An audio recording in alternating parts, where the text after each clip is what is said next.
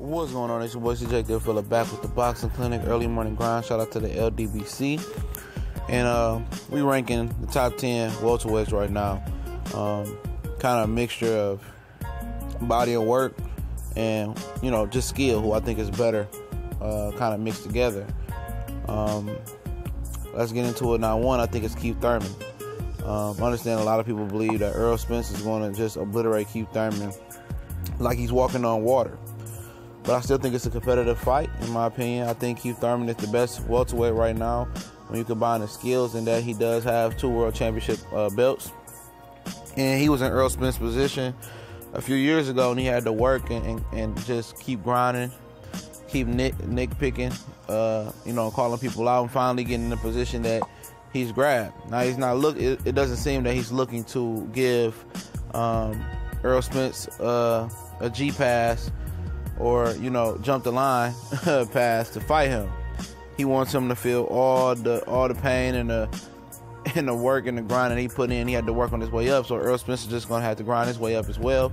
Number 2, I got us Errol Spence. He does have the IBF championship. He legitimately won his belt and didn't get it from a vacant belt. He beat a world champion who didn't have to face him, who could have just moved up and just said fuck him, but did him a favor and passed the torch. I think Errol Spence, could be number 1. If he ever gets Keith Thurman in the ring, or just, gets any of these guys in the ring, or any combination, 2 of these combination guys in the ring, he could be. But I still think it's a close fight between him and Keith Thurman. But just for the simple fact, Keith Thurman has fought the better competition overall. Got to give Keith Thurman a heads up, and he has 2 of those belts, and he's earned them. To be honest, number 3, I got Danny Garcia. I know it's some controversy here, but I still think that I just think Danny Garcia is better than the rest at this point. After seeing that version of Pacquiao, I think he could beat that version of Pacquiao for sure. But I just don't know, as far as Pacquiao, for the simple fact is he didn't train for Jeff Horner. We talk about that a little bit later. But I got Danny Garcia. I think he beat Shawn Porter. I'm sorry. People that give Danny Garcia issues are guys that's boxer movers, that can show angles, that can move and create space and create angles to keep him at the end of the jab, because he sucks at cutting that ring off to keep it real.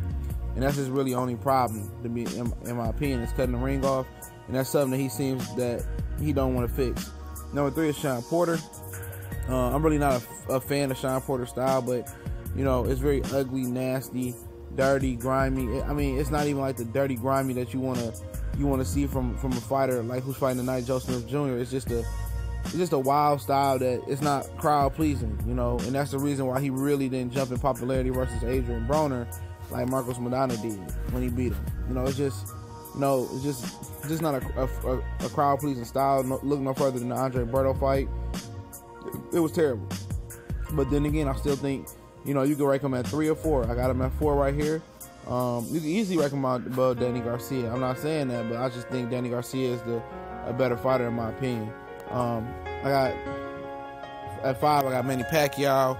Still got him above a lot of guys. Still think, he can still be the cream of the crop and easily be number 1. But, after the dropping performance from the Vargas and Tim Bradley, the Vargas fight to the Jeff Horn fight, you can easily probably almost put him at the bottom of this list. But I still got some respect for him, and I understand that he didn't study for Jeff Horn. He didn't watch tape. His team didn't do tape. And he was put up in a fucked up position. I still think he beat Jeff Horn. So that's why he's on the list and he's number 5. That's his fault if he didn't study tape. I understand that. I still think he's a talented guy that can beat anybody on any given night if he trains properly. I just think he didn't get up for Jeff Horn. Nor did his team do, and that was a big, big mistake. But number 6, Timothy Destor Bradley. Even though he's kind of being in an active stage and doing his little managing his fighters now with his wife and doing his TV thing. Hopefully he jumps back in there.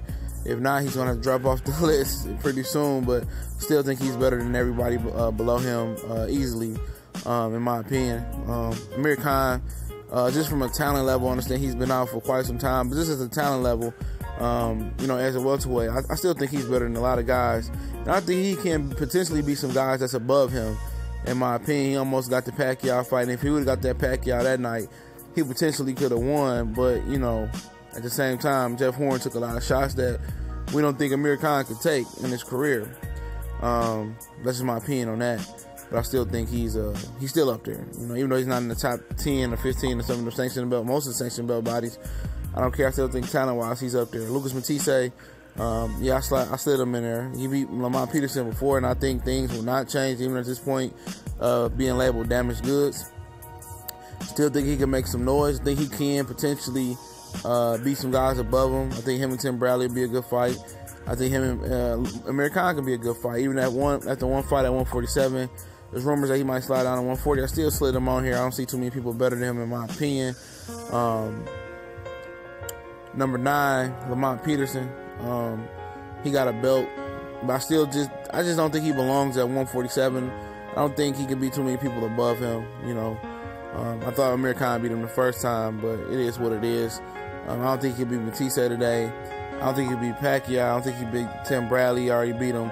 I don't think he beat Shawn. Him and Shawn Porter would be a good fight. I don't know. It's a good fight. Danny Garcia, I don't think he could beat. He obviously almost beat Danny Garcia. So, I don't know. It's a styles make fights, but I still would ride with Danny Garcia again in the rematch. And he gave a lot of those rounds away early. And, of course, I think Keith and Earl would kill him. 10, I got Jesse Vargas. I think he's improving from a basic 1-2 puncher, expanding his game. I think he can get some of these guys out of here as well.